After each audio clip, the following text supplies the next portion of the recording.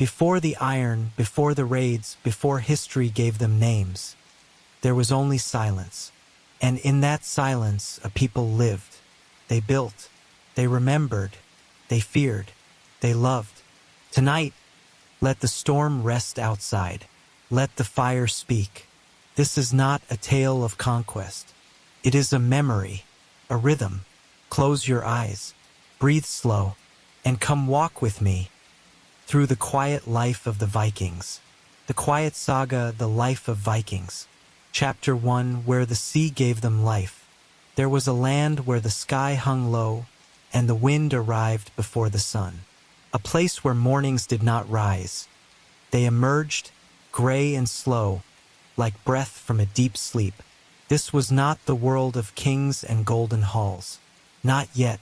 This was the world before words, before swords, before sagas.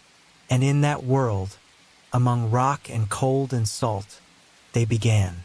The people who would one day be called Vikings did not appear with fire in their hands. They did not march or conquer or boast. They were born into a world that asked one simple thing of them: endure. The sea gave them that, and the sea asked it back every single day. Their homes were not castles. They were hollowed-out warmths, shaped from timber and moss, framed by earth and hands and patience. A longhouse did not keep the wind out entirely. It spoke with it. The smoke from the hearth did not rise through a chimney, but found its own way through slats in the roof. The walls creaked at night like trees remembering storms. And still they stayed. They stayed because to leave meant death. But to remain meant life, carved inch by inch from ice and soil and brine. The sea was not a thing to be tamed. It was older than memory, cruel as hunger, and yet it was generous. It fed them herring and cod. It offered salt when the land gave none. It carried driftwood from faraway forests they'd never see. It was the first god they learned to obey. And not because it promised anything, but because it owed them nothing.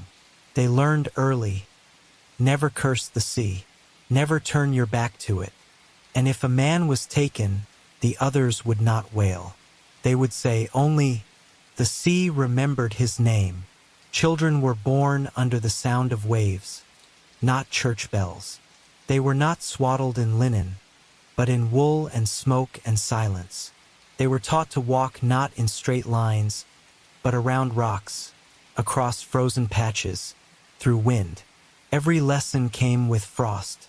Every rule came with breath. Every story began with someone who survived. And in this quiet way, not noble, not glorious, they began to shape the bones of a people. They did not know they were becoming history. They were too busy becoming alive. The morning began before the sky changed color. Inside the longhouse, the first to rise was always the fire. A thin line of smoke, coaxed from last night's embers, curled upward like memory. No one spoke right away. Words came after warmth. A low breath from the coals, a few careful pieces of dry wood, and then light. Flickering, orange, uncertain, but light. The mother rose next. Always. Her hands reached for things before her eyes had opened fully. Iron pot, rough wool cloak, dried fish laid on birch bark. She moved like she had done it in sleep. Perhaps she had. The air inside the house smelled of ash, sweat, salt, and time. The father stirred more slowly. Shoulders first, then back. Then the deep, low groan of a body shaped by work. Not pain, memory in the bones. He did not speak, but reached for the belt that held his tools. Not a weapon, a knife for rope, a hook for line, a small hammer worn smooth by years of repair. Outside, the wind carried no birdsong. Not yet, just the low exhale of the coast. A sound that never stopped, even in sleep. Somewhere, a boat creaked in its rope. The sea tugged at it like a child trying to wake a parent. The children rose last. Not lazy light, their bodies unmarked by weight, their eyes still able to wonder at snow that fell sideways. They ran between boots and benches, stepping over dogs curled tight for warmth. They were handed bits of dried bread, dipped in broth too thin to call soup, but hot, always hot. No one thanked the mother aloud. But when the bowl returned to her empty, she nodded. That was enough. The morning passed in movements, not milestones. The father left first, down toward the shore, checking nets left overnight. The daughter followed the mother, out to where the goats huddled under the lean-to. The son remained inside, tasked with keeping the fire awake. He did not complain. He liked the company of flame. It listened. No one in the village ever said, "This is who we are." They simply did the things that became identity. They carved fish bones into needles. They salted meat with care. They wove rough cloth not for beauty, but to keep the wind out of wrists. They spoke little, not from coldness, but from efficiency. Words were saved for stories, and stories were saved for night. Every action was a thread, woven slowly, patiently, over days, over winters, over lives. They did not write their names in books. They did not ask to be remembered. They simply did what needed doing. And in that, without knowing, they became a people. Evening came without drama. No blaze of gold. No choir of clouds. Just the light softening across the snow, like a hand pulling a blanket over the world. The wind, which had tugged all day at cloaks and ropes and hair, quieted. The sky turned to slate, and in that soft gray, the village shrank back inward, like a breath drawn slowly in. The sea did not sleep, but it changed. Its rhythm deepened. The waves no longer reached like fingers. They rolled low and slow, like an animal curling into itself. Boats were tied. Nets hung. The cold settled not just in the air, but in the joints of every living thing. Even the dogs grew still. Inside the longhouse, light came from flame, not for ceremony, but for need. Shadows danced not to frighten, but to remind. The day is behind you now. The fire popped once, then steadied. A pot of water whispered its warmth. Feet were cleaned, cuts were checked. A new log added, no rush. Then the stories began, not loudly, never all at once. A voice from one end of the room, half laying down, would begin. There was once a woman who could smell storms 3 days before they came. A child would ask, "How?" The voice would smile, "Because she listened to the goats." Another voice would join. "The mountain to the east used to walk, you know. That's why it leans." Laughter followed, not to mock, but to join. Every tale was a blanket, every word a stitch. They didn't speak of war. Not here, not yet. But sometimes, in the quiet between stories, a man would glance at the sea. And in that glance was something unsaid. Someday we will follow it. Not because they wanted to, not because they hungered for conquest, but because something in the waves called forward. They did not yet know the names the world would give them. Raiders, invaders, Northmen, pagans, Vikings. They knew only this. The land gave them roots, but the sea gave them motion, and motion always leads somewhere. For now they rested. Tomorrow would come. The nets would be checked again. The goats would bleat.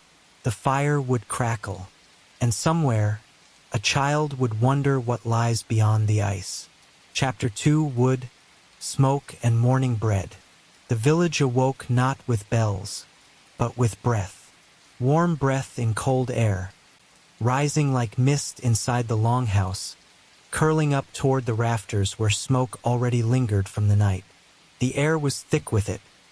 Smoke from the hearth, well warmed by sleeping bodies, old wood holding in the heat from deep within its grain. No one rushed. The sun had not yet cleared the tree-line, and that meant time still belonged to the fire. A woman stirred first. Not young, not old. The kind of age that knew where everything belonged, not by sight but by feel. Her hands moved to the coals without hesitation. A small twist of bark, a hollowed bone of fat, a bit of breath, and the flames agreed to return. The light was low, but steady, golden, gentle. It did not flood the room. It invited it. She stepped outside barefoot, only for a moment, enough to feel the frost, enough to remember it was still winter, enough to wake. Behind her, the longhouse began to breathe. One by one, blankets shifted, shoulders rolled, joints popped in quiet rhythm. Children blinked toward the light without complaint. A low grunt from the far end. Someone's back had stiffened again. The dogs lifted their heads, not barking, just acknowledging. Yes, again. The day begins. She returned with an armful of wood, thin, dry, pulled from the stack behind the house where the roof leaked and snow kissed the edges. It smelled of pine and old storms. The bread was already waiting, not a feast, a disk of grain, left to rise beneath a wool cloth overnight. Not perfect, but enough. It went on the iron pan above the fire. The scent came slowly, sweet, charred slightly, familiar. There was no table to gather around, just benches, barrels, the edge of someone's bed. Everyone ate in reach of the fire, not for ritual, for warmth. Bread was passed hand to hand, dipped in broth, washed down with yesterday's milk, sharp and cold. No one thanked anyone, but no one took more than they needed, and that was thanks enough. Outside, the sky was still pale, not blue, not yet, but promising. Somewhere a rooster called once and then stopped, as if to say, "You know what this is." Inside, the longhouse creaked, not from age, from memory. The bread was gone before it cooled. Hands wiped on wool. Ash flicked from fingertips. No one spoke of plans. The day already knew them. Days like these did not ask questions. They only moved forward as they always had. The woman set the kettle to warm again, not for herself, but for the neighbor who would arrive just before the sun touched the threshold. They always did. With herbs, with a cracked cup, with silence that said, "We've done this before." There was comfort in that, in the rhythm that did not need to be named. Near the wall, a loom sat waiting. Threads were already strung, tight, pale, ready to sing. The weaver would come soon, hands rough from years, breath smelling faintly of fish and mint. She would hum no song, but her feet would beat a quiet tempo on the wooden treadles, and cloth would grow line by line like winter moss over stone. Slow, certain. Outside, the older boy hauled a bucket down to the stream. The handle squeaked, not from rust, but from honesty. The ice at the edge had thinned. He broke it with a stick, careful not to fall in. Not out of fear, out of respect. The stream had taken someone once, long ago. He didn't need to do it again. He brought the water back and didn't spill a drop. That was pride enough. Further down the slope, smoke rose from the blacksmith's lean-to. Not much, just a hint. The forge had slept long and would take time to wake. The smith was not in a hurry. He would heat the metal, then wait. Test the bellows, then wait. Dip the tongs into snow, then wait. Everything he did was shaped by time, not by urgency. He believed if the iron bent too quickly, it would forget what it was. So he worked slowly, and his work lasted. Children chased one another past the goat pen, their boots kicking up slush. They shouted, but not to disturb, just to remind the world they were there. The goats watched with vague interest, chewing rhythmically, judging no one. Somewhere, behind a smaller hut, an old woman crushed dried berries into powder. Her fingers were stained, her nails cracked. She muttered to herself, not spells, not prayers, just names of things she remembered. Plants, people, places that didn't exist anymore. Her memory was not trusted by everyone. But when the coffin came, they all found their way to her door. And so the village breathed. Nothing heroic, nothing loud, but everything alive. The day did not shout itself into being. It wove itself quietly into the skin of its people. And the people moved forward, not because the gods told them to, but because the fire had been lit, the bread had been eaten, and the light had finally reached the wall. The village moved as one body, though no one led it. Work was not shouted into action. It happened, like the tide returning to shore. Slowly and without question, the sound of the loom began first. A soft creak, a shift of weight, the hush of wool sliding through fingers. Inside the longhouse, the weaver bent over the frame like a musician tuning silence. She did not speak. The pattern was not drawn. It was remembered, carried in her spine and knuckles. Every thread she passed was a line from an older story. Near the shore, the blacksmith opened the mouth of his forge. Sparks rose like fireflies, catching in his beard. His hammer was not large, it was precise.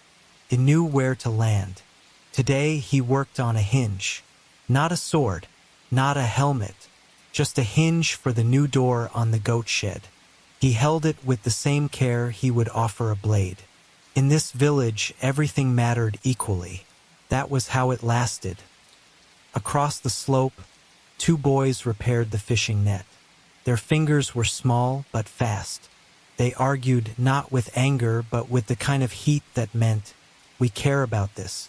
When the older one caught a mistake, he didn't scold. He simply took the thread, undid 3 knots, and redid them. The younger watched, cheeks flushed, and did better the next time.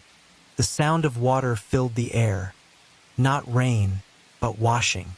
A woman knelt by a wooden tub, wringing tunics over her knees, humming low. Her hands were raw, but steady. The soap smelled of ash and lichen. A baby slept nearby, wrapped in fur, mouth open to the sky. A dog lay beside it, not tied, but watching. Nothing would come close without the dog knowing first. A group of girls gathered twigs from behind the tree-line. Not too deep, just far enough to find what hadn't been taken yesterday. One of them found a bundle of mushrooms near a fallen log and called softly. Another bent to look. They didn't pick them. Not yet. They looked to the oldest girl. She studied the caps, sniffed the edges, then nodded. The mushrooms were gathered. Knowledge before hunger. Closer to the center of the village, an old man sat on a stump with a curved knife. He shaved thin slices of antler, smoothing the edge again and again. Not for tools, not for trade, just for the feel of it. His hands remembered what the rest of him had forgotten. From time to time, he paused and looked at the sky, as if checking whether it still agreed with him. So far, it had. Inside the homes, steam began to rise again. Broth was reheated. Butter was scraped into bowls with flat stones. A child licked his fingers, was scolded with a look, and wiped them on his sleeve. A small act forgotten instantly, but this was what the day was made of. The midday light reached high over the rooftops, pale but steady. No bells marked its arrival, no horns, but the village shifted slightly. Shoulders loosened, knives were set down, eyes were lifted toward one another. A few words were exchanged, not stories, just, "You saw the cloud over the hill?" The black hen laid again. "Your boy's walking stronger now."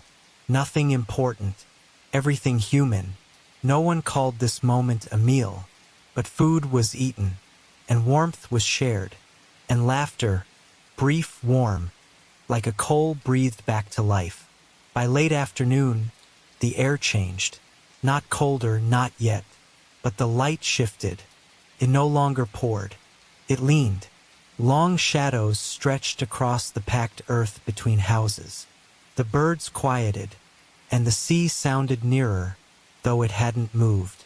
The village slowed, not from exhaustion, but because the work knew when to end. The blacksmith hung his tools on a wooden peg, one by one, as if returning them to bed. The forge crackled a final time, then hissed as water found its flame. Smoke rose like a long exhale. He didn't speak. He never did at the end of the day. The loom stopped. The weaver rolled the cloth into a careful spiral and covered it with a skin. Her knees ached, but she stood slowly, placing one hand on the beam above her head to feel her balance. Outside the doorway, the sound of children laughing over nothing drifted like birdsong returning to a branch. The goats were fed. The chickens coaxed into shelter. The water basin emptied and flipped to dry. Firewood brought in. Tools stacked under awnings. A girl found her brother's dropped spoon beside the well and tucked it under her belt without a word. These things were done not because someone said so. They were done because this was how things were kept whole. Inside the longhouse, the heat from the morning fire still clung to the walls.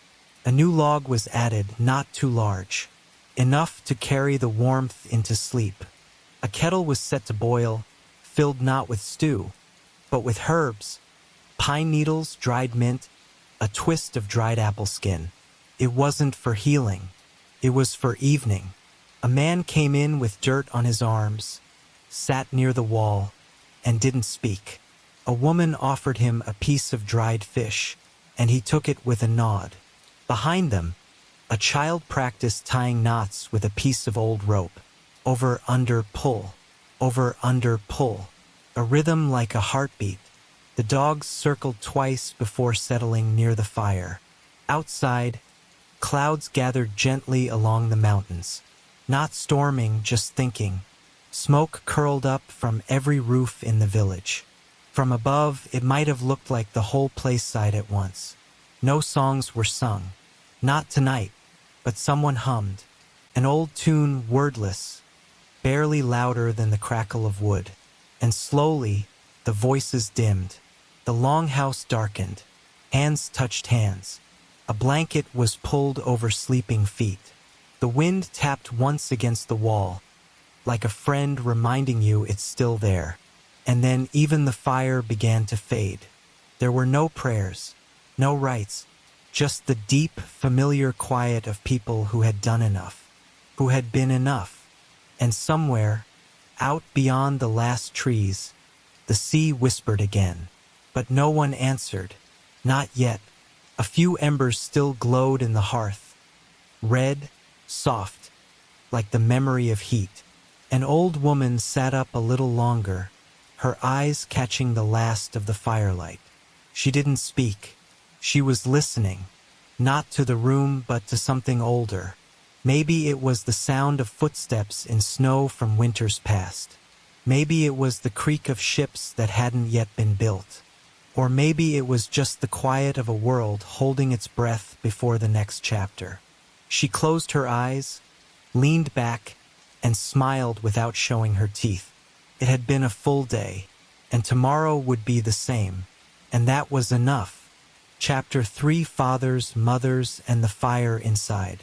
Some people build with stone, others build with hands. But in the village beneath the cliff and the cold, people built with presence. Fathers were not distant figures. They were near, not always kind, but constant. Their strength was not in their shoulders, though shoulders they had. It was in the way they showed up each morning, boots laced, jaw unshaven, hands calloused, eyes steady. They did not offer praise often, but when they nodded, it was enough to carry a child through 3 more winters. Mothers did not speak softly because they were meek. They spoke softly because everyone listened when they did. They knew the roots that cured burns, the stones that held heat longer, the balance of salt and smoke in meat, the rhythm of sewing so the seam did not bite into the skin during movement. They remembered which child cried at birth, and which one didn't cry at all. The hearth was hers, not because it was assigned, but because it endured. The fire that made bread in the morning would later boil moss and bone into medicine. That same fire would warm the feet of an elder, dry the cloak of a neighbor, and, when all else failed, offer one last comfort to the dying. Fathers taught by doing. They didn't say, "This is how you make a rope." They handed you the strands, placed your fingers where they belonged, and pulled. Once, twice, then watched. If you did it wrong, they didn't correct you with words. They handed you more rope. They taught the sound of a strong beam. The way to knock on would not to listen, but to feel. They showed when to plant and when not to try. They knew how to carry weight in the back without anger in the face. A good father could fix a sled, mend a fence, sharpen a knife, carry silence longer than most men could hold breath.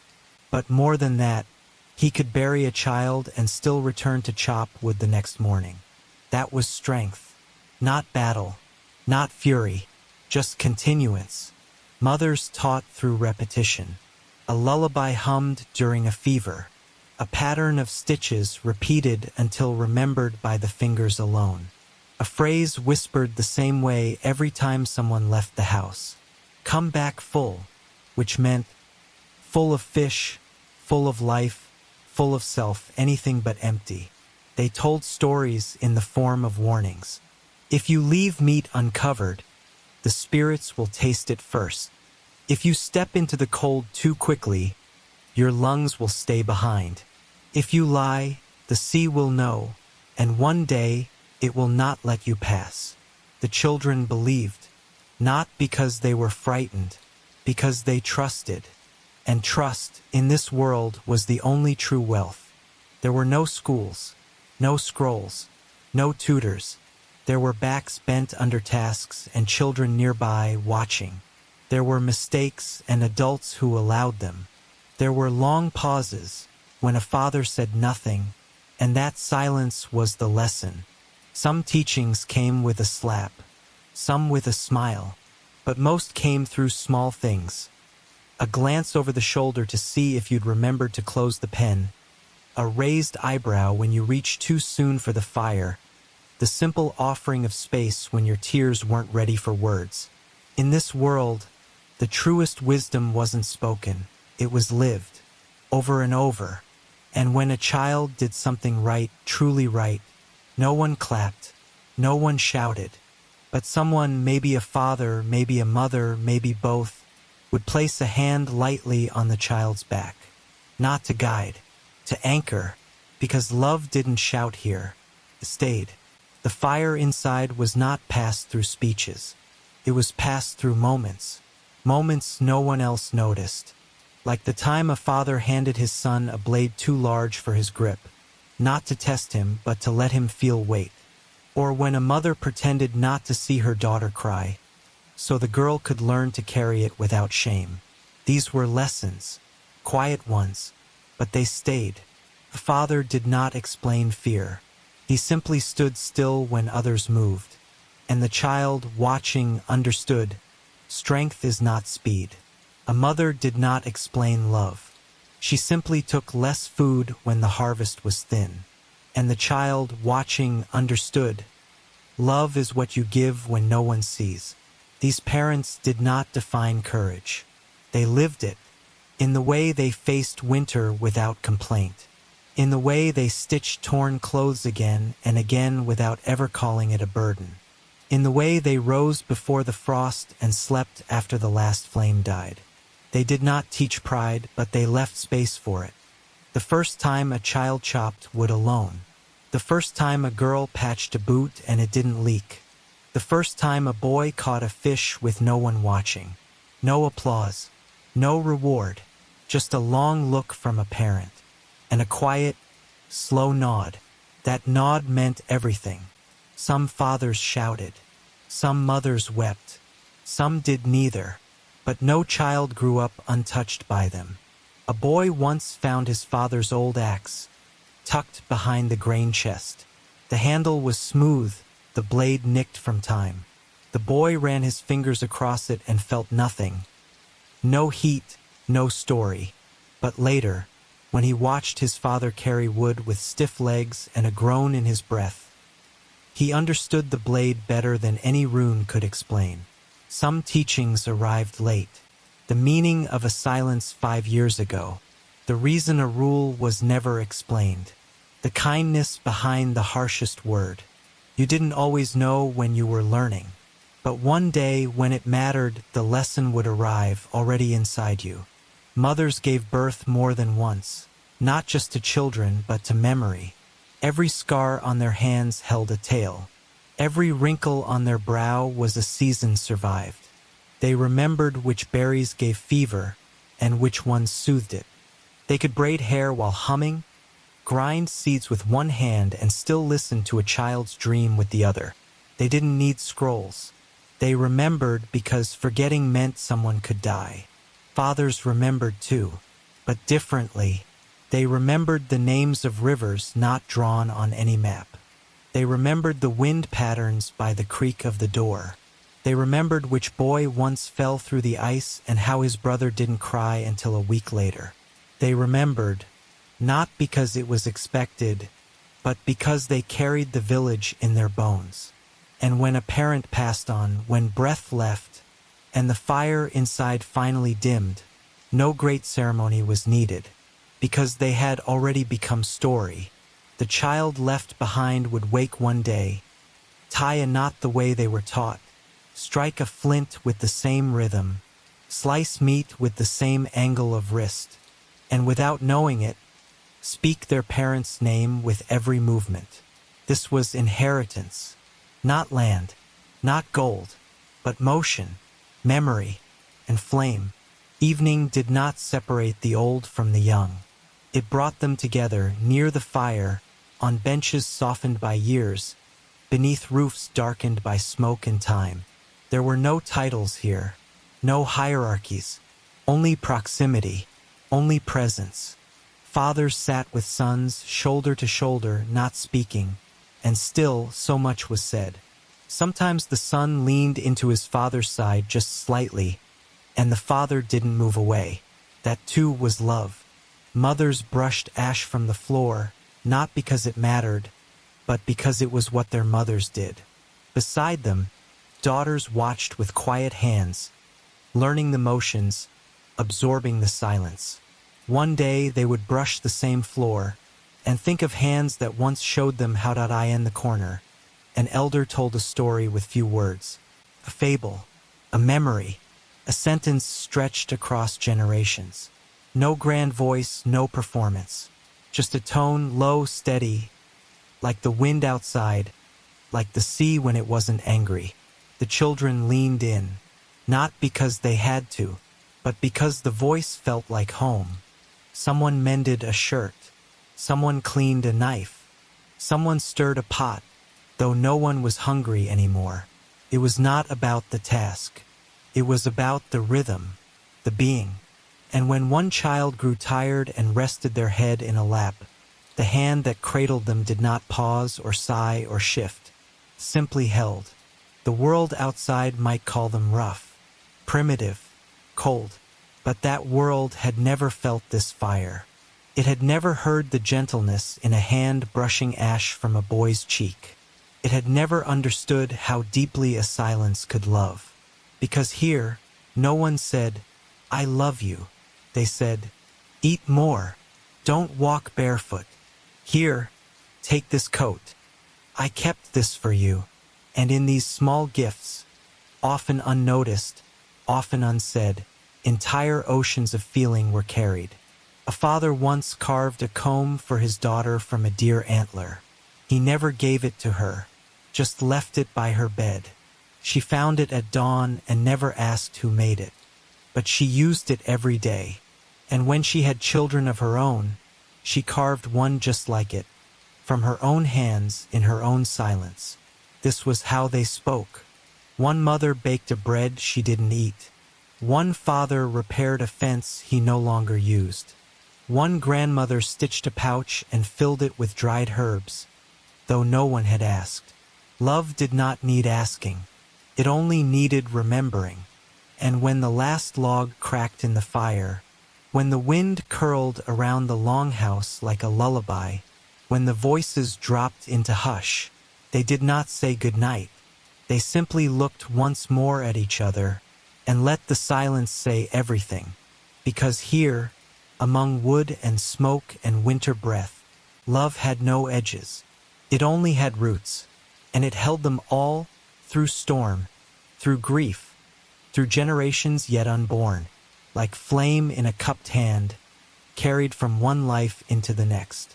Because here, among wood and smoke and winter breath, love had no edges. It only had roots, and it held them all through storm, through grief, through generations yet unborn, like flame in a cupped hand, carried from one life into the next. Some nights, long after the fire dimmed, one of the elders would stay awake a little longer. Not because they couldn't sleep, but because they chose not to yet. Their thoughts moved like slow deer through the dark. Quiet, careful, half memory, half prayer.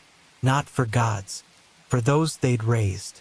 They would listen to the breaths of others, count them without meaning to.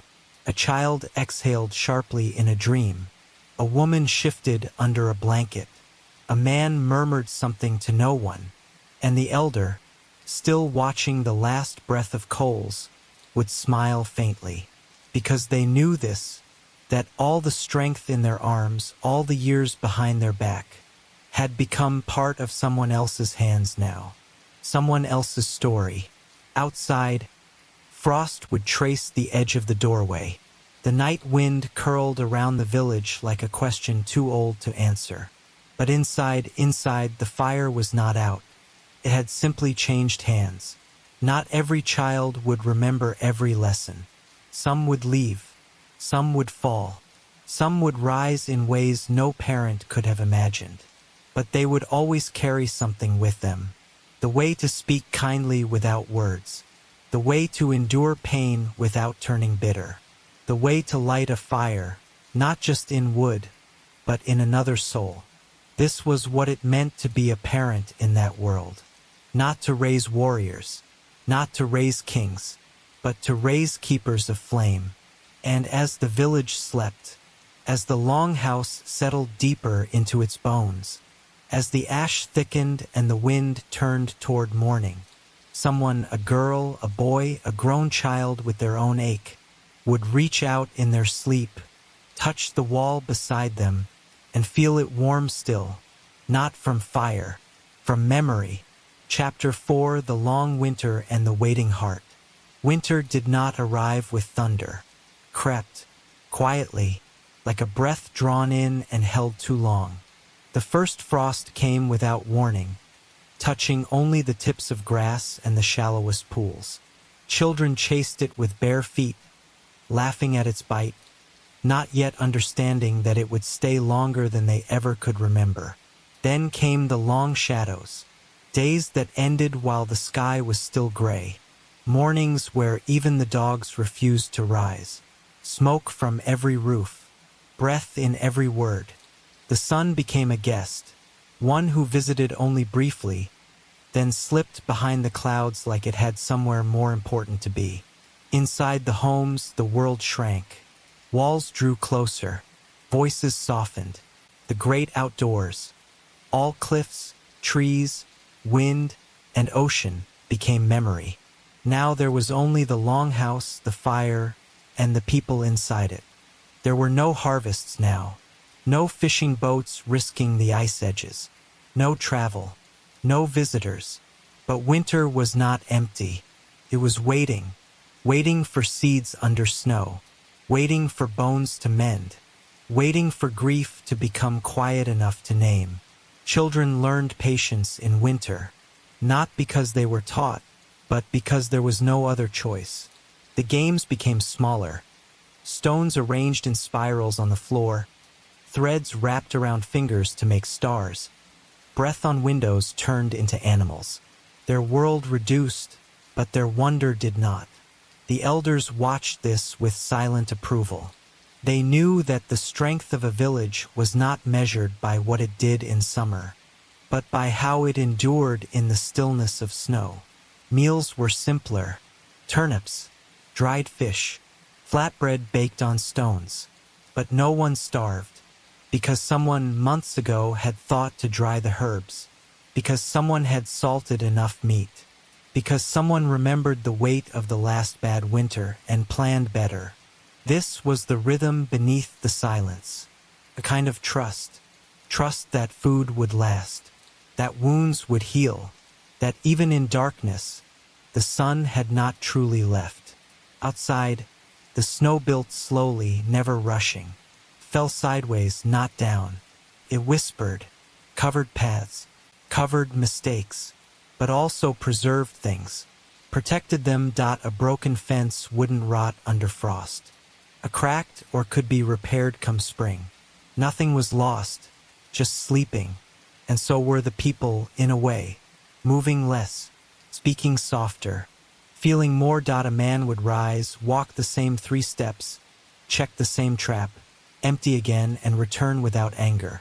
A woman would count the remaining candles and trim each one to half its height, not because she feared, but because she respected the distance yet to go.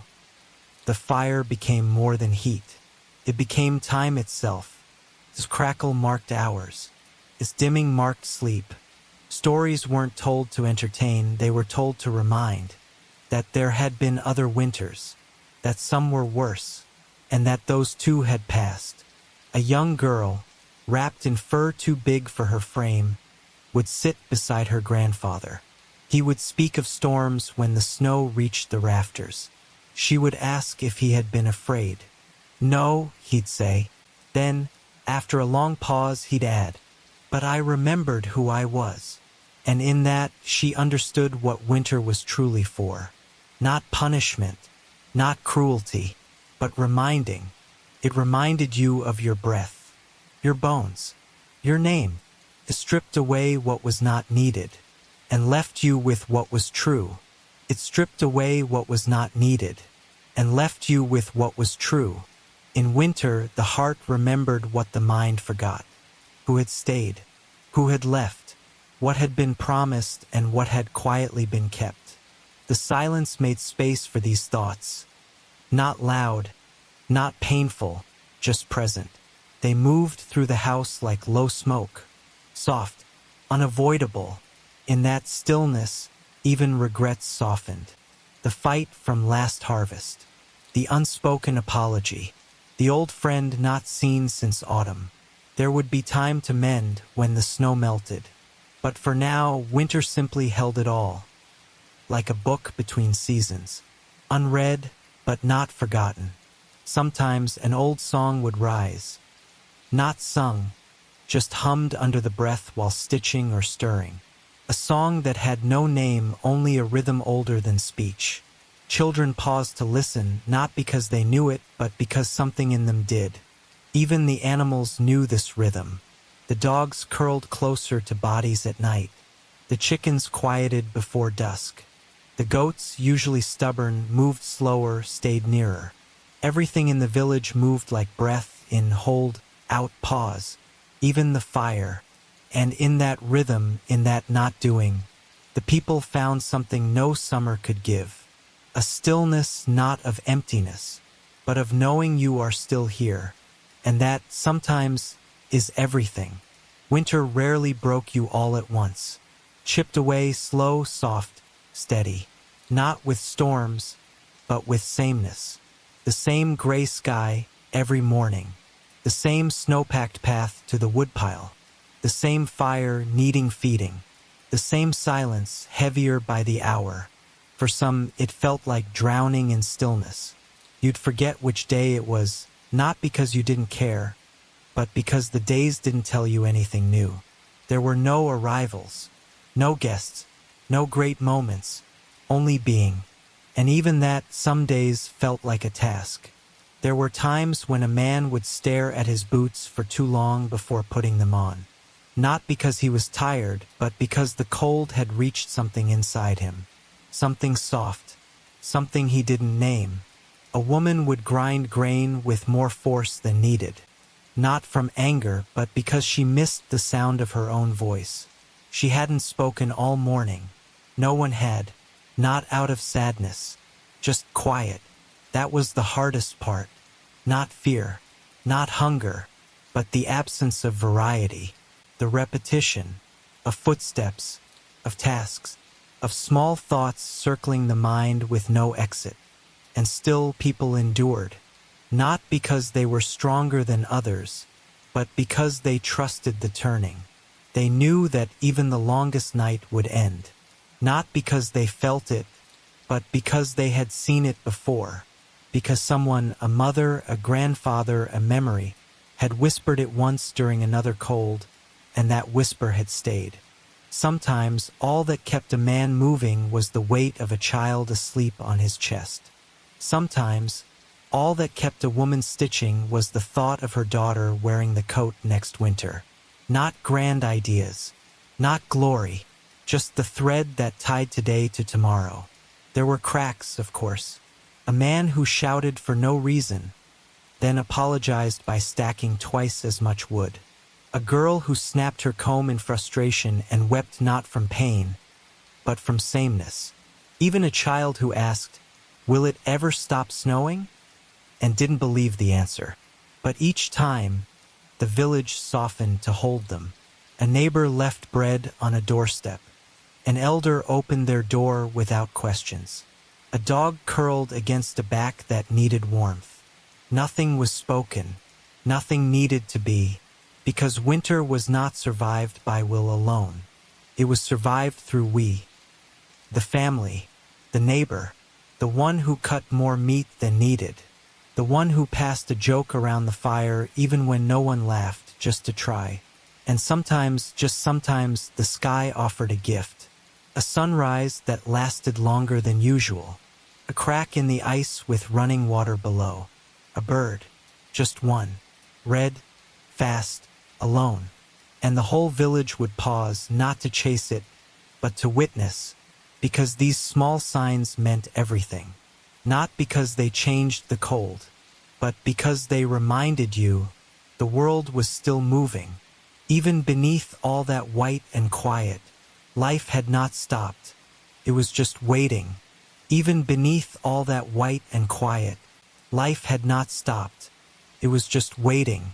Waiting in the bark of the trees, in the breath of the oxen, in the fingers of the woman spinning thread without knowing why she chose green today instead of gray. Waiting in the dreams of a boy who saw something bloom, though nothing bloomed yet. Waiting in the hush before someone dared to say, "It feels warmer today." Not hope exactly, not yet, but something smaller, quieter, older, something that had no name but always arrived just before the thaw. When winter finally began to loosen its hold, no one celebrated. There were no trumpets, no feast, just a wetness in the snow, a different kind of silence, softer now, more curious. The roof dripped, the door creaked without wind, and somewhere in the woods, a tree cracked, not from pressure, but from release. It was then that the village stirred, not all at once, but like someone waking slowly from a deep, kind sleep. The boots came out again, not for survival, but for movement. The hands ached less. The firewood was enough. Someone laughed, not loudly, but real. And that was the moment the long winter ended. Not with the sun, with a laugh. Still, no one rushed. The ground was not ready. The fields were still half stone. The sea had not yet forgiven the ice. But the people moved with new breath, as if they'd remembered something. Not just how to live, but why. The children were the first to run. Their bodies had waited too long. They fell, they climbed, they shouted into open sky. The echo came back, and they shouted again, not because they needed to, but because they could. Inside the longhouse, someone swept the floor. Not because it needed it, but because spring was coming, and you welcome spring with clear corners and warm bread. A woman planted nothing, but stepped into the field and closed her eyes. A man repaired a fishing net, though the boats would not leave for weeks. A boy sat alone and carved nothing in particular. Just wood, just shape, just waiting. These were the rituals of return. The acts that said, "We are still here. We are not broken. We remember the sun." And when the first green showed, not a flower, not a leaf, just a darker shadow under the snow, no one pointed, no one cheered, but a girl touched her father's hand, and he squeezed hers in reply. And that was enough, because they had survived winter, together, quietly. Chapter 5, Ash and Antlers. The old beliefs. Before the gods had names, before runes were carved, before prayers had shapes or songs, there was knowing. The Vikings did not invent faith.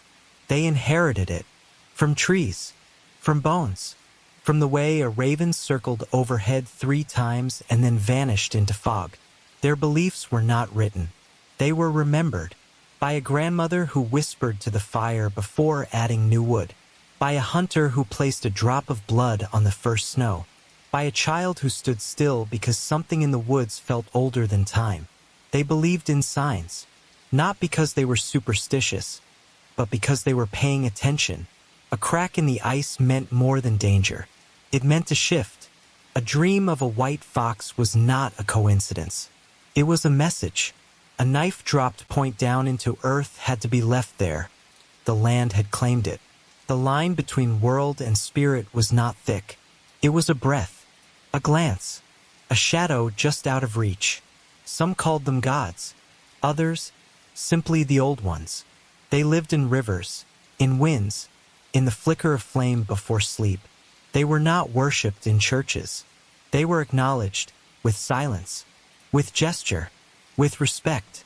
A boy once found a deer skull in the forest, its antlers still full, its sockets empty.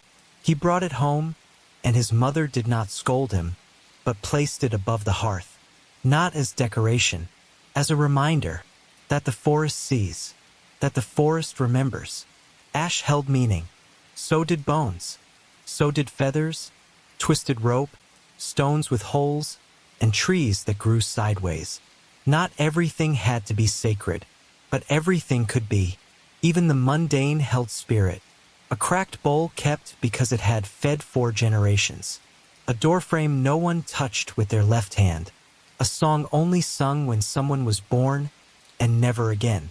These small things, repeated not by law, but by memory, were belief made real. Children learned not through fear, but through pattern. They watched when their father spat into the sea before sailing. They asked why berries were only picked after the 3rd thunder. They noticed when a raven landed on a roof and everyone grew quiet. And slowly, they learned that the world was not empty, that life was full of watchers, that you were not alone, not ever, not even when no one else was in the room, that you were not alone, not ever. Not even when no one else was in the room, because even emptiness had a presence. The fire crackled a certain way when someone lied.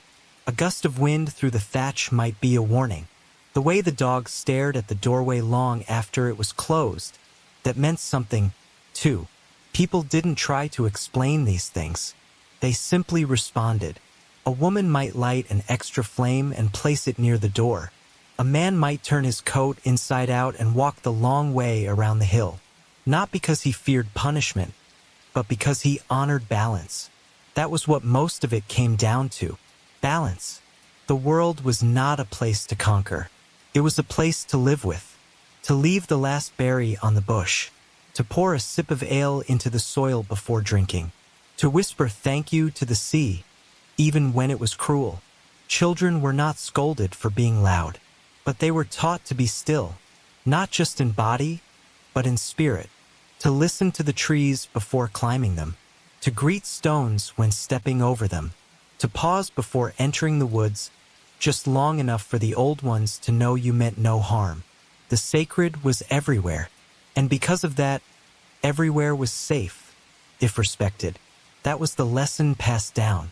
Not what to believe, but how to live among things older than yourself, how to bow without kneeling, how to ask without speaking, how to receive without taking. Some things were feared, yes, but even fear had its place. The deep lake with no reflection, the hollow tree that hummed when no wind blew, the cave with stones arranged in perfect circles, though no human hands claimed them. You didn't speak their names aloud, not because they were evil, but because they were awake, and the Vikings understood. You do not shout at the sky. You nod to it, and keep walking. Ceremony didn't require a crowd.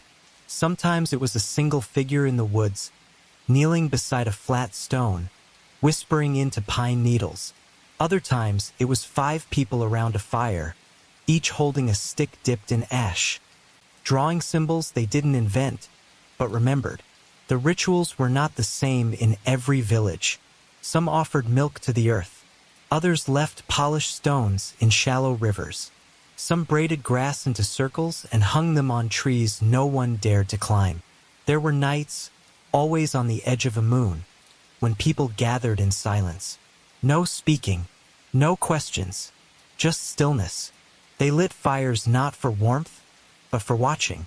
The flames would dance and pop and twist, and the old ones would say the spirits were speaking, not in words, in motion. A certain flick meant caution. A sudden burst meant a visitor would arrive. If the smoke clung low and would not rise, no one left the house that day. Sometimes a small animal would be offered, not in cruelty, but in exchange. The heart was burned, the bones buried, not because they believed blood pleased the gods, but because they understood that life feeds life, and taking must always come with giving. Not every offering was fleshed. A girl once gave her most cherished shell, the one she had carried since childhood, because her brother was sick. She placed it at the base of the standing stone and walked away. He lived. Was it the shell, the spirits, or simply time? No one asked, because belief was not about proof. It was about participation. To kneel, to give, to wait, that was enough. Even the way people died was touched by ritual. Bodies were washed in smoke, a coin placed under the tongue, not to pay, but to speak in the other world. Sometimes, antlers were set near the hands, to help guide the soul through forests no living man had walked. Children watched, not in fear, in reverence, because death was not an ending. It was a return, a folding back of breath into the sky, a closing of the circle, and just as important as any offering was the remembering. A rock turned over each year to honor the spot where someone had once cried. A meal shared on the birthday of a child long gone. A name whispered into wind when crossing a certain hill. These were the true rituals, not grand, not written, but real. And through them, the Vikings didn't just survive. They stayed connected. To earth, to each other, to those who no longer had voices but still listened, to those who no longer had voices but still listened. Some families kept a small bowl of water on the windowsill. No one drank from it. It was for the spirits who passed by, in case they were thirsty from the long walk between worlds. Others kept a single candle burning near the hearth, even when no one was home, not for light, but so the house would never forget its duty, to shelter not just the living, but memory itself. There were old women who tied black thread around their wrists on days the sky felt too heavy. Old men who tapped twice on stone before crossing bridges. Children who learned to step over the threshold with the right foot first, always the right, not from fear, but because fear had never been the root of these beliefs. Respect was. The rituals weren't about control. They were about relationship, between people and wind, between fire and voice, between bones and the name you spoke when no one else could hear you. When storms came, people didn't just run for cover. They stood, if only for a moment, and said aloud the names of their ancestors, not for protection but for presence. So the old ones would know, we are still here, Even laughter had meaning. There were rules about when not to laugh, during fog, during eclipses, during the days the wind turned westward and stayed. Not to be somber, but to make space. To allow silence room to stretch. Because silence wasn't absence. It was invitation. A door left ajar for whatever might come walking in. From the woods, from the sea, from the sky. And every ritual, no matter how small, was a reminder that this world was not made by hands alone. That it had layers. That it had memory. And that to live well, to live fully, was to live with both feet on the earth, and both ears open to the quiet above it. The old beliefs were never announced. They didn't need temples. They didn't require sermons. They lived in gestures passed hand to hand. Small, quiet, precise. A daughter watched her mother press her palm against a wooden post before leaving for market. She never asked why. She simply did the same when she grew older. A man tied a red thread to his belt every time he traveled far. No one reminded him. No one told him what it meant anymore. But still, he tied it. Faith like that doesn't fade. It sinks into the grain of daily life, becomes indistinguishable from custom, from instinct, from breath.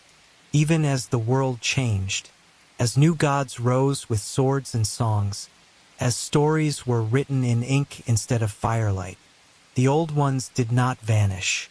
They simply stepped back, into the hush between waves, into the rustle of leaves in the corner of the field, into the chill that touched your skin just once, then passed. They were never jealous, never hungry, only watching, and they remained, so long as someone remembered the path through the forest that no longer had a name. So long as someone left one stone turned a certain way at the edge of the field. So long as someone paused before stepping into the sea. The most sacred act was not worship. It was remembering, not with words, but with care. Care in how you spoke. Care in how you took. Care in how you stopped to notice what others had forgotten. In the end, the old beliefs were not rules to follow. They were a way of moving through the world that said, I am not alone. I am not the first. And everything around me is listening. This way of seeing made even the hardest life feel rooted. Even grief had a home. Even silence had shape. A boy mourning his brother might leave a feather on a rock. No one asked what it meant. Everyone knew. A woman might sit in the doorway during the first frost, her hand resting on a bowl of grain, not because it would bring fortune, but because it honored what had fed them. Even those who no longer believed in anything, when the wind turned sharp, or the sky cracked open, or the stars went still, they looked up, and they remembered, just for a breath, how it once felt to belong to something larger. And in that remembering, even if it lasted only a moment, the old ones stirred, not to interfere, just to listen, because they, too, remembered, not the people, but the gesture, the pause, the care. That was all they ever asked, that we not forget what it feels like to live with reverence, to walk as if the ground remembers every footstep, to speak as if every word hangs in the air a little longer than we think. And so, even now, in stories, in silence, in ash and antlers, they wait, not for worship, but for witness. Chapter 6, The Sea Remembers Every Step. Before the sword, before the axe, before the smoke of raids and the singing of names, there was only the boat, and the sea, and the silence between two shores. The Vikings were not born warriors. They were born sailors, born to water, to sky, to the soft pull of wind against wood. A boat was not a weapon. It was a promise that somewhere out there, beyond the mist, beyond the reach of memory, was something else. A better shore, a new fish, a word no one had spoken yet. They set sail not because they hated what they had, but because something inside them whispered, "There is more." The sea was never kind. It didn't need to be. It was honest. A wave could lift or take. A storm could shape a man or erase him. The wind didn't care for stories, but it carried them, like seeds. Every village had someone who'd gone, and not all returned. But those who did, they came back with something behind their eyes. Something deep, something quiet. A man who had seen the open sea didn't talk about it the way others expected. He didn't boast. He watched more. He sat closer to the fire.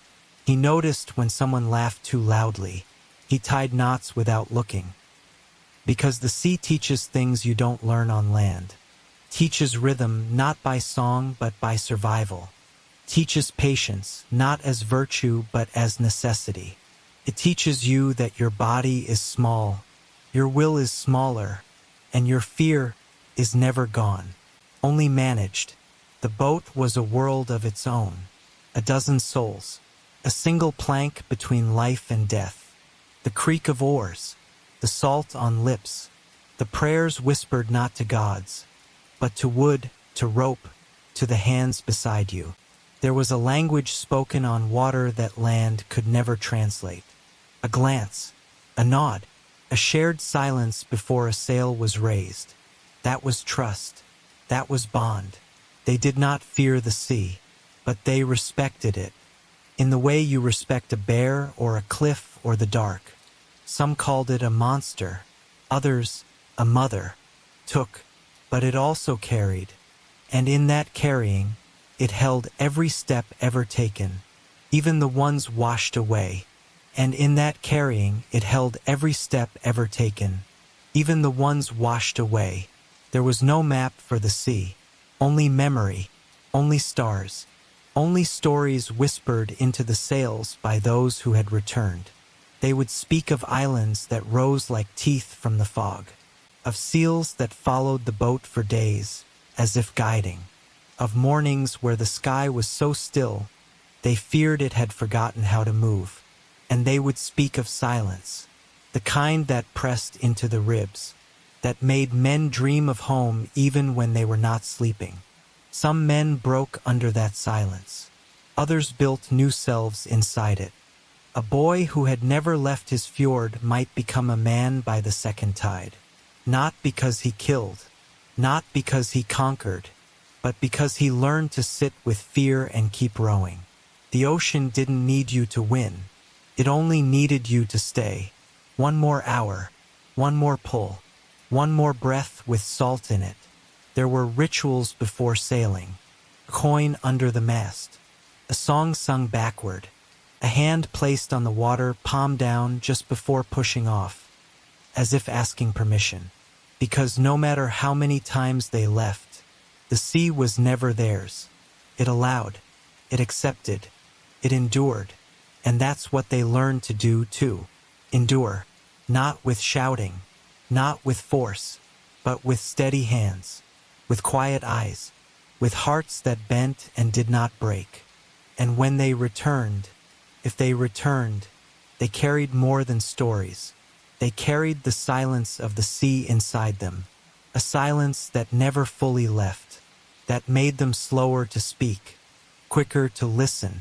Not because they were haunted, but because they had heard something out there, in the wind, in the dark, in the deep, that taught them reverence. A reverence not for gods, but for the simple act of continuing. A reverence not for gods, but for the simple act of continuing. When they dreamed, they didn't dream of gold. They dreamed of shorelines, of birds they couldn't name, of fires on distant hills. Dreams that were not about riches, but about witness. To see a place the wind remembered before people did. To feel the weight of stars shifting, as if they themselves had entered the sky's story. And in the darkest moments, when waves towered, when the mast screamed, when even prayer felt too loud, there was still breath.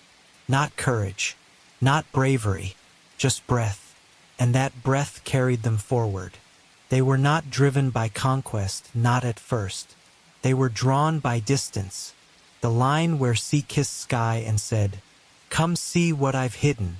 And when they reached new lands, islands where the stones rang hollow underfoot, shores where trees grew with roots above the ground, they did not shout. They stepped ashore slowly, took off a glove, touched the earth, waited, not for permission, but for connection, because every place had its own pulse, its own silence, and they had learned from the sea how to listen first. Even the birds sounded different across the water. Even the light bent new ways. And in those first moments of arrival, there was no hunger, no ambition, only awe. Then they would gather wood, light fire, share fish, not because it was needed, but because it was right. That's what the sea had taught them most of all, rightness, not law, not rule, but the deep, wordless feeling that you are where you should be, for now. And when they sailed again, they left no flags, no stone carved with names, only footprints, already softening under tide. But the sea remembered. It always remembered. Every boat, every hand on the oar, every whisper into salt wind.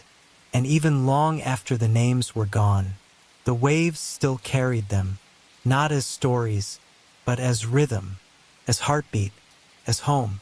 When they left, they believed they would return the same. Same voice, same face, same heart. But the sea changes everything it touches. Even if gently, even if slowly, a man might step onto a boat with certainty. Certainty in who he is, in what he needs, in the land he calls home. But by the time the salt has cracked his lips, by the time the stars no longer look like guides but questions, he begins to feel it, the loosening, not loss, not erasure, just the quiet untying of things once thought unshakable. His name no longer feels so heavy. His memories feel like they belong to someone he used to know. And the land behind him fades not out of sight, but out of shape, because the sea does not reflect you. It reflects what is under you, beneath, unspoken, waiting.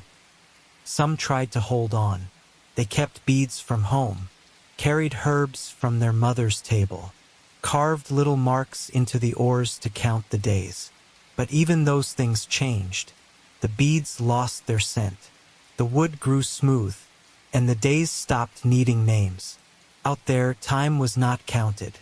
It was felt, in hunger, in cold, in the tilt of the moon. The journey was never just across water. It was across self. The man who shouted at storms soon whispered to them. The boy who feared the dark began to look for it. The quiet one, always watching, started to understand what silence could say. The change didn't come all at once. It came in pieces. A new word learned from a stranger's song, a habit picked up from a friend who didn't survive, a gesture made instinct by repetition, how to balance on shifting boards, how to sleep through creaking wood, how to listen to your own breath as compass. And when they finally reached another shore, when the keel scraped gravel and the air smelled of trees that didn't grow back home, they stepped out with different feet. Not softer, not harder, just quieter. They no longer looked for paths. They listened for them. They no longer asked, "What's here?" They asked, "What does this place remember?" Some never came home, not because they died, but because they had changed too much to return. The land of their birth didn't feel like theirs anymore. The trees too still, the mountains too solid, the people too loud or too soft or exactly the same, which somehow felt worse, because while everything looked familiar, they were no longer the same shape. Those who did return often said little. They brought back objects, coins, bones, feathers, oils, but not answers.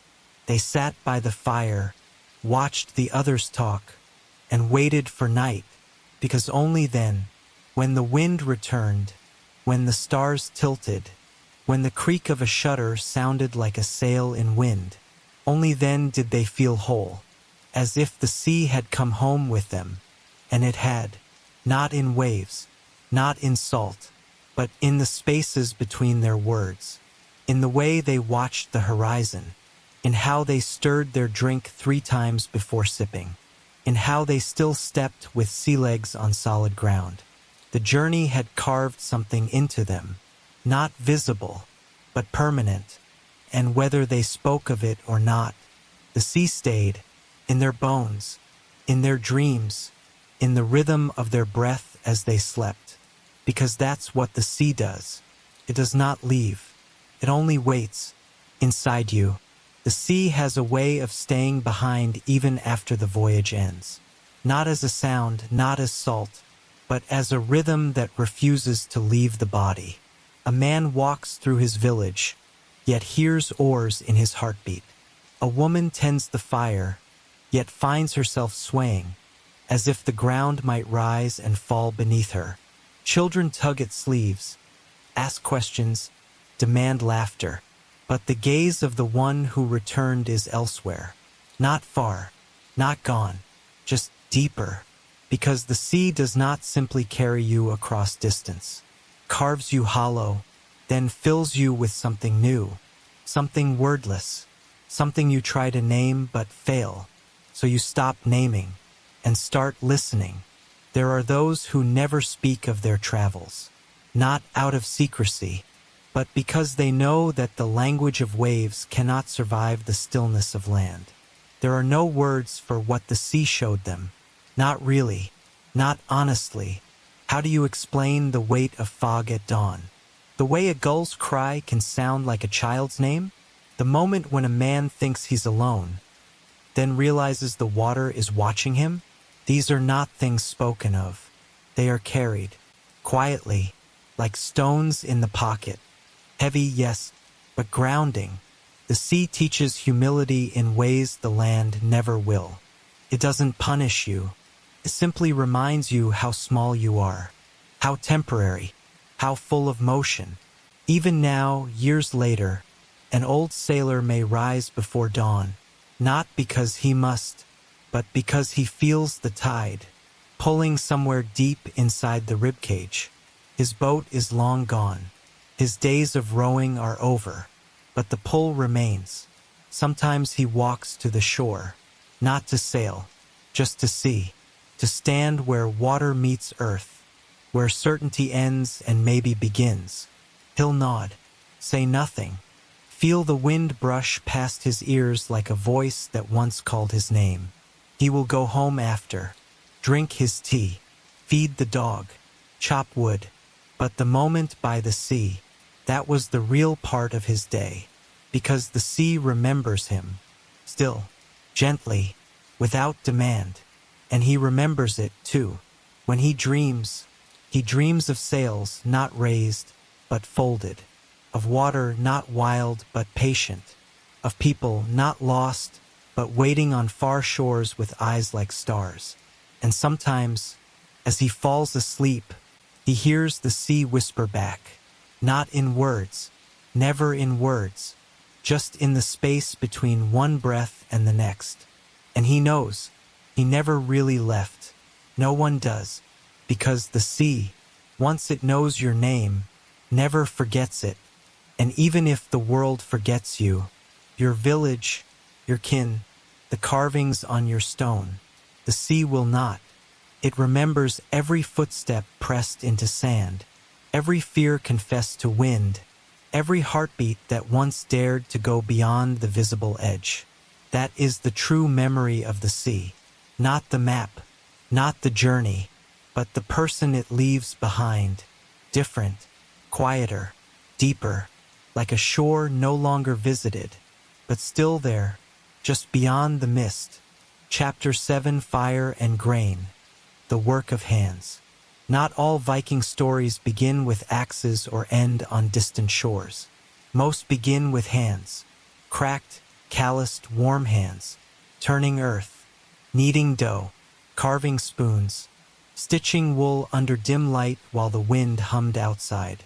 Because between voyages, between battles, between sagas, there was life. And it didn't shout. It breathed.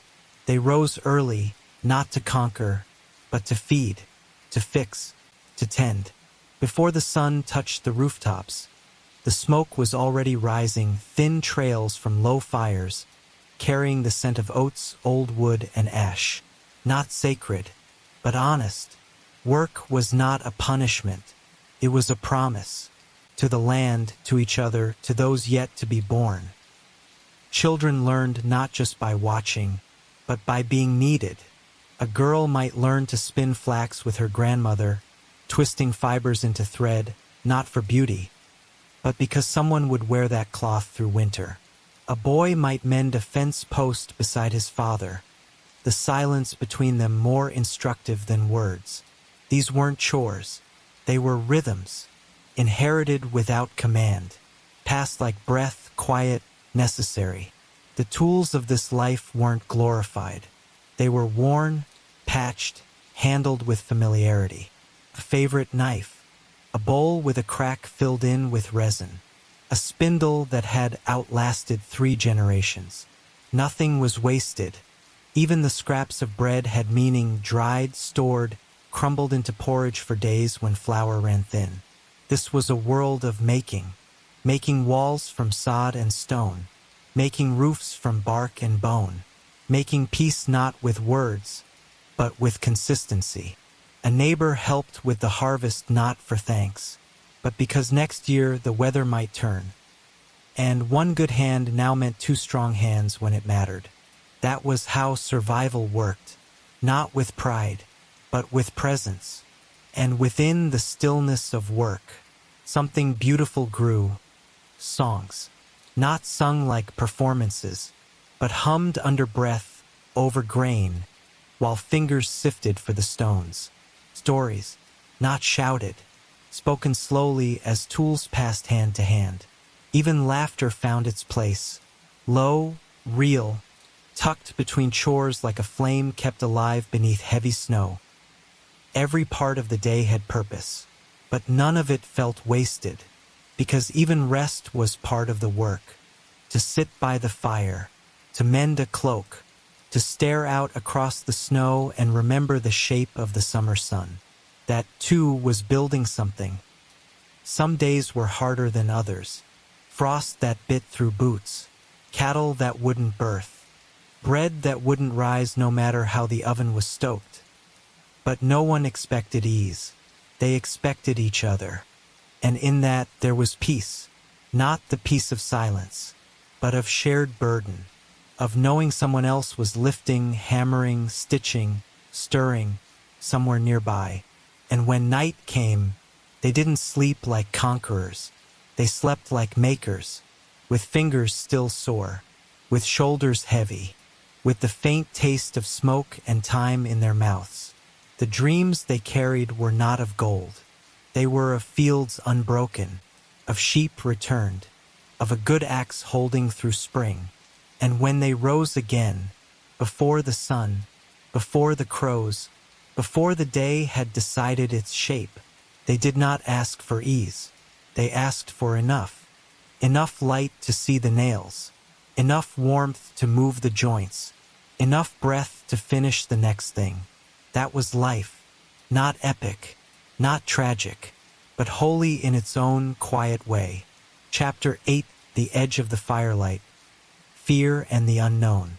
Fear was never loud in their world. It didn't shout. It didn't chase. It waited, just beyond the edge of the firelight. The Vikings knew fear not as weakness, but as awareness, an old companion, a necessary watcher.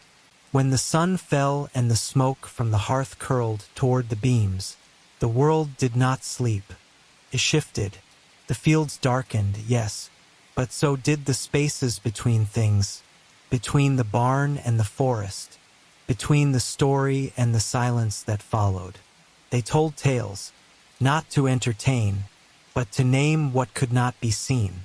There were things in the woods, they said, not monsters, not demons, just things, eyes that watched from under moss, footsteps that matched your own but only when you stopped, shadows that moved not against the wind, but with it. These stories weren't told to scare children. They were told so that children would know how to listen, how to notice when the birds stopped singing, how to feel when the fog settled too quickly, how to remember which paths never grew grass again.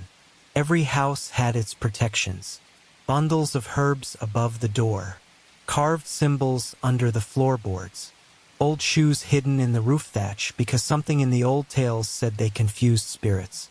Not everyone believed, but no one risked it, because fear wasn't a question of logic. It was a question of balance.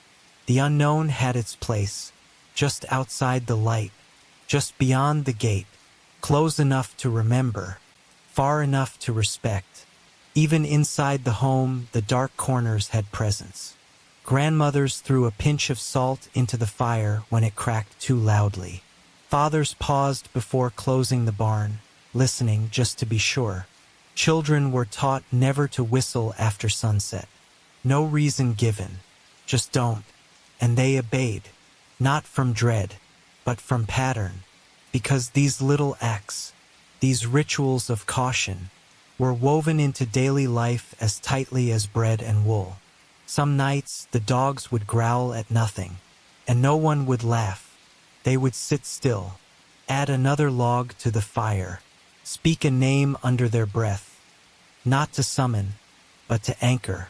The unknown wasn't evil. It was untouched, like ice no foot had crossed, like forest no axe had marked. It belonged to itself, and the Vikings respected what belonged to itself. Some said they believed in elves, others in spirits, giants, landwalkers. Maybe, maybe not. But when the fog wrapped the village like wool, even the loudest doubters grew quiet, and that was belief enough. They did not seek to conquer fear.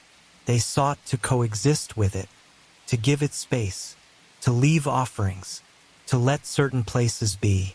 An old stump no one touched, a clearing no one crossed after dusk, a rock that children were told never to stand upon, not because it was cursed, but because it remembered something, and that was enough. Not all fear was supernatural.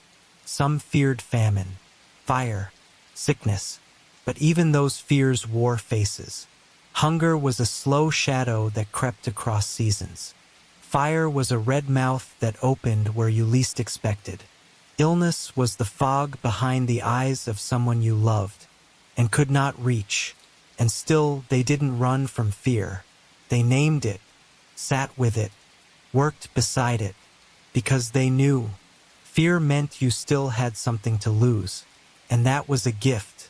The firelight was small, but it was theirs, and while it burned, while breath still misted in the cold, while hands still reached for one another, they were not lost. They were simply watched, and sometimes late at night, someone would step outside, just a few paces, into the dark.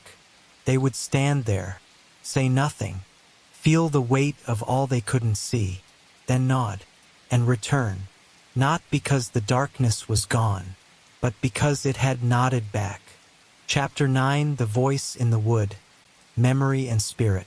They didn't speak of spirits as other people did, not as ghosts, not as glowing shapes or things that howled in the night. To them, a spirit was something quieter, older, slower. It was a voice, not heard, but felt, in the rustle of pine, in the weight of silence before snowfall, in the way a certain stone seemed warmer than the ground around it. They didn't name every strange feeling a soul, but they noticed a path that animals avoided, a tree struck by lightning twice, a whisper in the chimney wind that didn't match the weather. They didn't explain these things. They simply made space for them, and that, more than belief, was what made them spiritual. They believed in presence, not because they feared it, but because they lived inside it. The forest wasn't just a place. It was a memory with roots.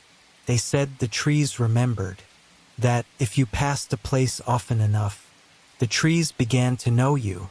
Some would nod when walking beneath old branches. Others left coins or bits of bread near stumps, not as payment, but as gratitude, because the woods had seen things people forgot. Arguments buried in snow, names no longer spoken, steps made in fear that left no prints, but remained. There were glades where people spoke more softly, not because of rules, but because the air felt listening. Children were taught to greet stones, not with words, but with touch. A palm on rough granite, a breath held for a moment longer. It wasn't superstition. It was relationship. You don't demand trust from the land. You earn it. And the land, the wood, the field, the stream, it gave back. Not in miracles, but in signs. A bird returning to nest where none had flown in years, a patch of mushrooms growing only after someone whispered a name. A path that stayed dry in rain, as if something underneath wanted it passable. Even homes had spirit. The old ones said that when a house was built, it had to be invited into life, not claimed, welcomed. They would leave a bowl of milk on the threshold the first night. Let the wind in. Sleep with one door open, just in case the house needed to breathe. And if strange sounds came that first week, creaks, taps, sighs, they didn't panic. They listened. They answered. They introduced themselves. Spirit wasn't a visitor. It was a host, the memory of all things done under that roof. Every birth, every cry, every laughter, every death. A spirit was what remained after time had passed through something. And time passed through everything. The water in the well remembered every hand that had drawn from it. The hearth remembered every hunger and every full belly. Even tools remembered the way a certain knife curved, as if shaped not just by forge but by story. So they moved with care, not in fear, in reverence. A man might walk around a stone in the field, not because he was told to, but because his father had done it, and his father before him. Was it sacred? Was it cursed? Maybe neither. Maybe both. It didn't matter. What mattered was continuity, the thread, the pattern, because in the end they knew this. The spirit of a place was the memory of how you treated it. If you respected it, it remained calm. If you ignored it, it grew quiet. And if you dishonored it, it left, not in fire, not in screams. It just went silent. And silence, in their world, was never empty. It was full of meaning. So they listened, not just with ears, but with hands, with steps, with pauses, because to them, spirit wasn't somewhere else. It was here, always, waiting for someone to remember how to listen.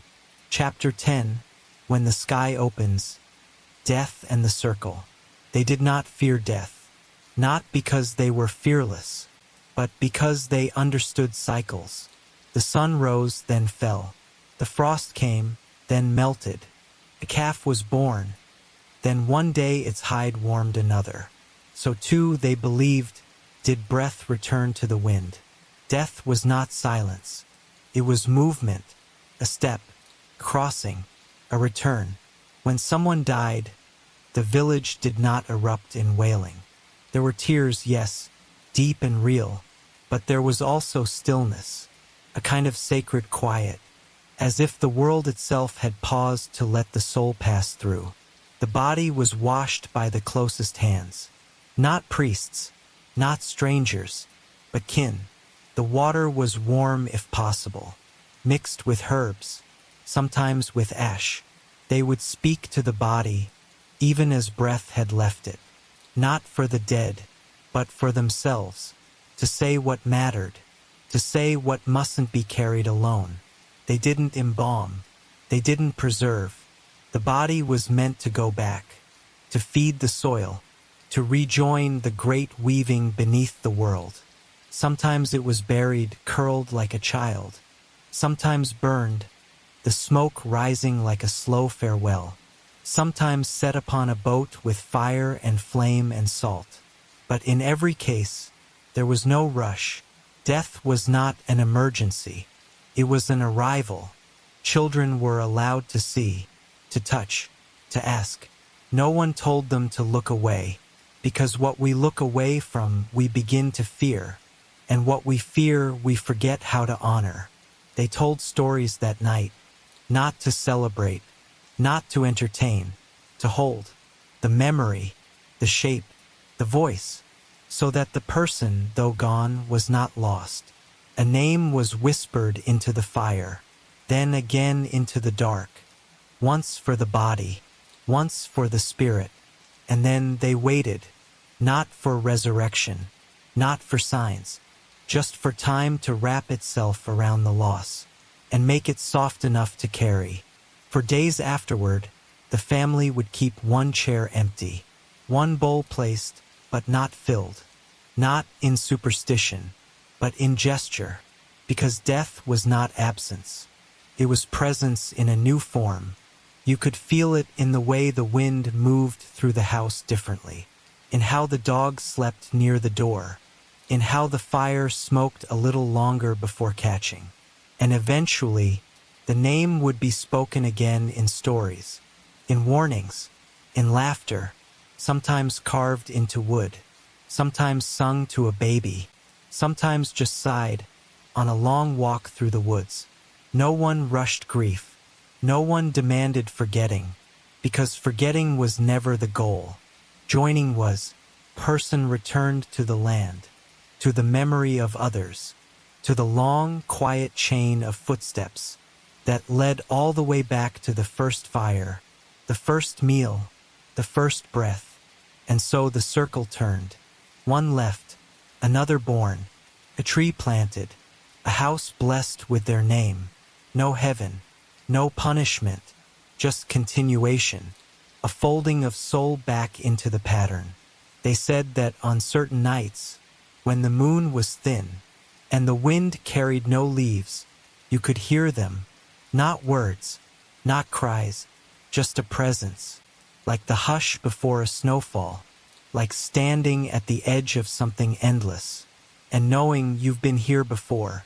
And so, when the sky opened, and someone took their last breath, the others did not ask why.